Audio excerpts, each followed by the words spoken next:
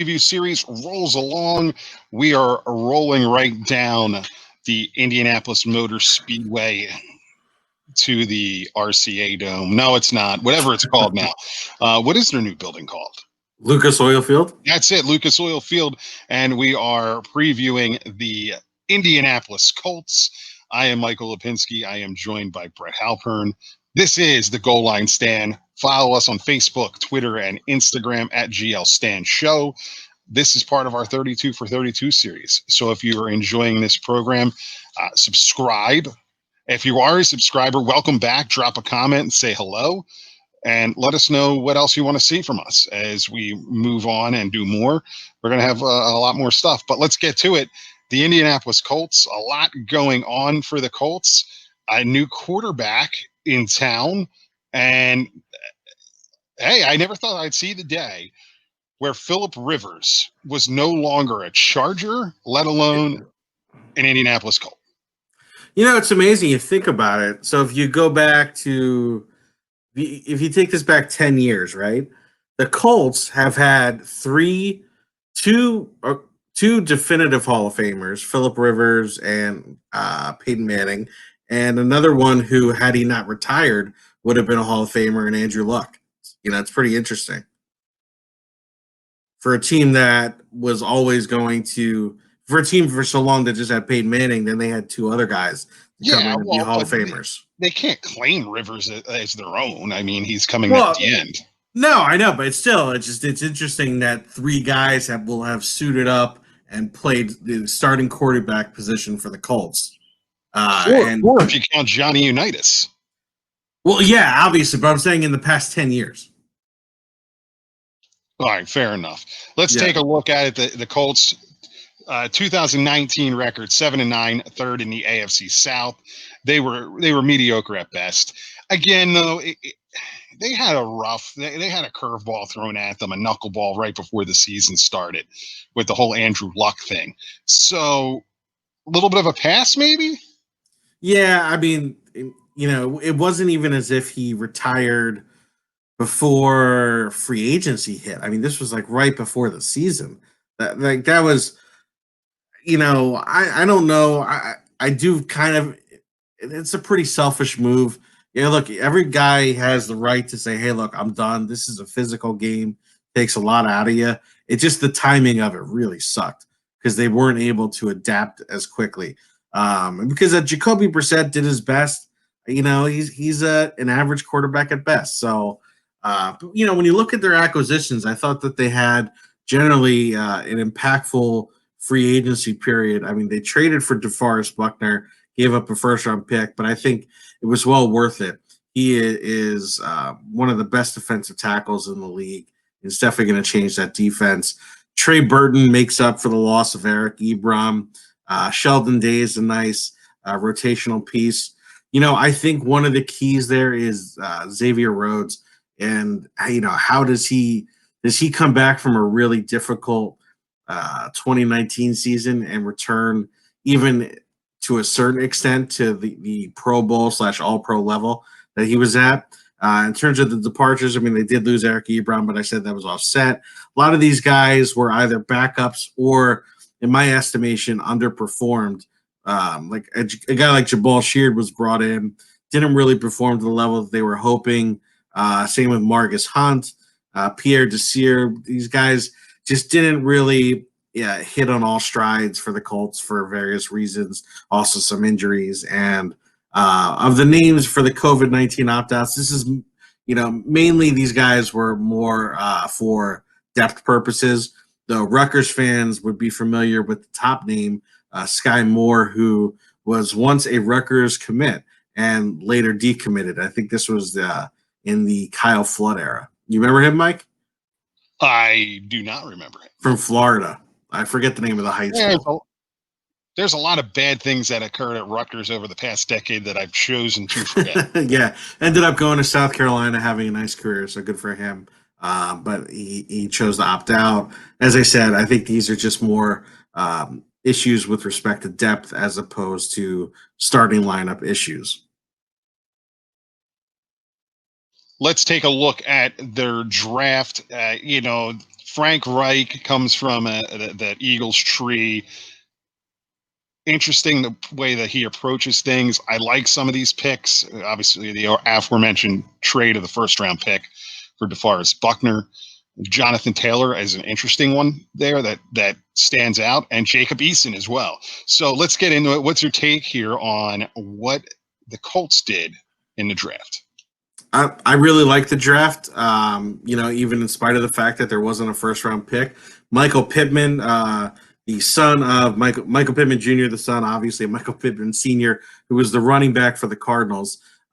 He was a super physical guy, and his son, even though he's a wide receiver, plays the same way, and he could have easily been a first round pick. Definitely, I think gives them a nice weapon to complement T.Y. Hilton.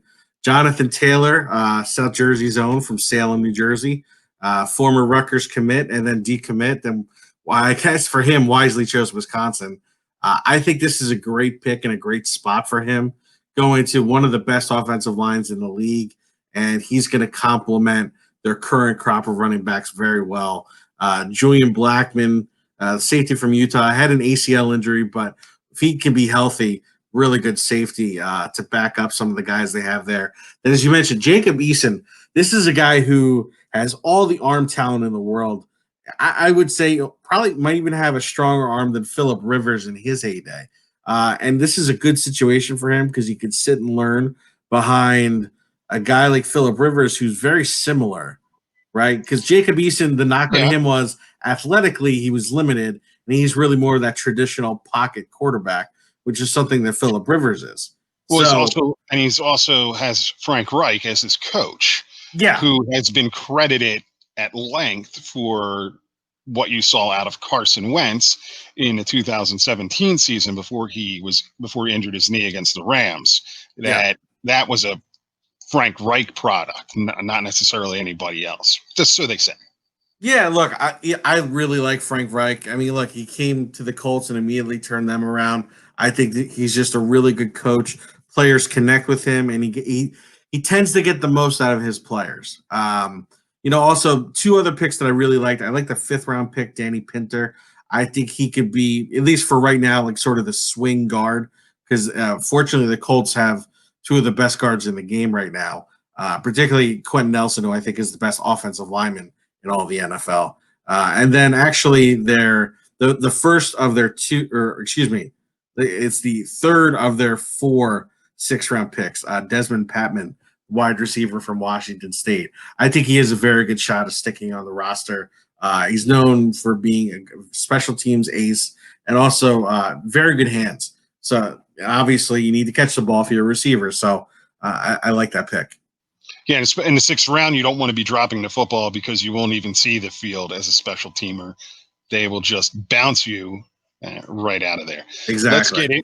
Let's get into it. The 4 key questions for the Indianapolis Colts for the 2020 season. Does Phillip Rivers still have some left in the tank? I think he does, and I think this is a better situation for him as compared with out in LA of the Chargers because he's going to be standing behind a far better offensive line, and he's familiar with Frank Reich's offense. Frank Reich was the offensive coordinator with the then San Diego Chargers.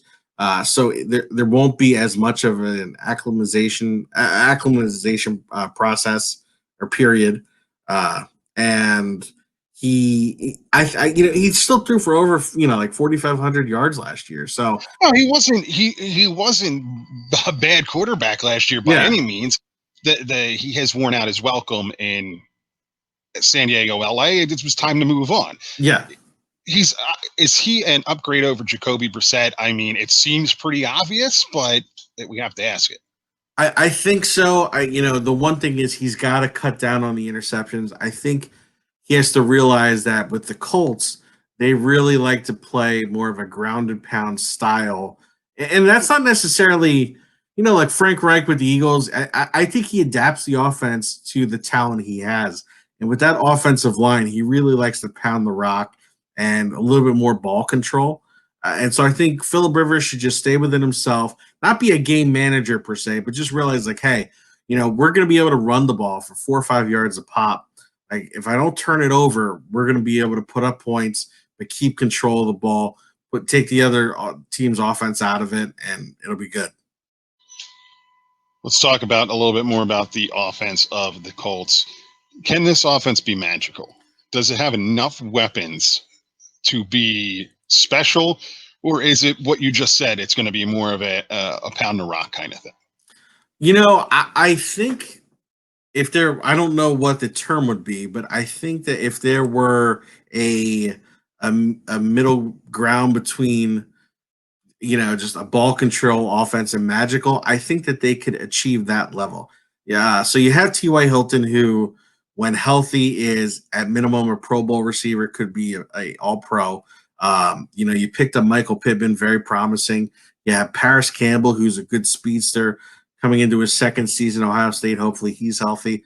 Jack Doyle's really good. Yeah, and now you have really good 1-2 punch at running back with Marlon Mack and Jonathan Taylor behind, again, what I think is one of the best offensive lines in the league.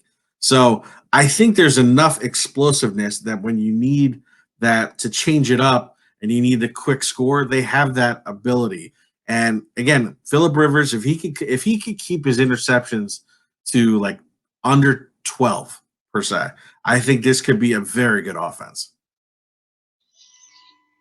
And that's quite possible something that they can do at this juncture. If you're not being forced to make a ton of throws, which he was in LA. I mean, They had so many weapons that they really had, and Melvin Gordon wasn't healthy, and the backs were all a mess. He had to throw the football around. Yeah. Let's talk a little bit about defense. How big of a deal was the DeForest Buckner trade? I think this is really big. I think one of the issues with the Colts recently has been they've been soft in the middle. And while I think they have excellent linebackers, Darius Leonard in particular is a guy I would love on my team or any team that I was sort of creating. He's definitely an all-pro. If you don't have the guys up front that are stout enough, and you're giving up 3.5, 4 yards a pop on the run, it's going to be a problem. And DeForest Buckner is going to, at minimum, eat up 2 blockers and also has a great pass rushing presence, which I think will help bring along the defensive end play from guys like Kamoko Toure, Rutgers own, and others, from the defense for the Colts. So it should open up the pass rushing abilities of the ends, as well as help the linebackers who are already established, really good players. They'll be more stout against the run.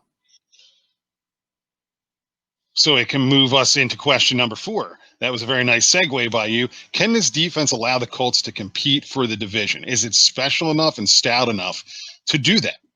That the division had 2 pretty stacked, 2 teams went to the playoffs. You had the Titans, who went to the championship game as the wild card, and you obviously had you had the Texans win the division.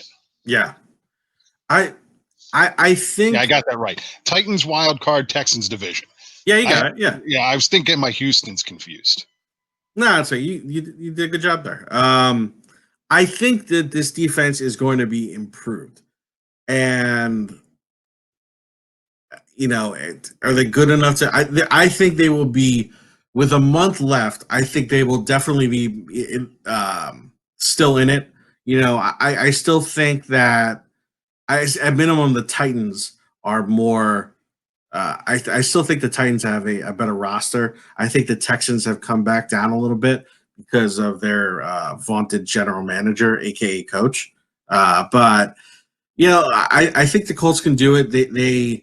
Their defensive backfield needs a little bit of improvement. If Xavier Rhodes can have a better year, if Rocky Sin from Temple could cut down on the penalties, show a little bit of improvement, I think that they have a good chance of being a contender in the AFC South.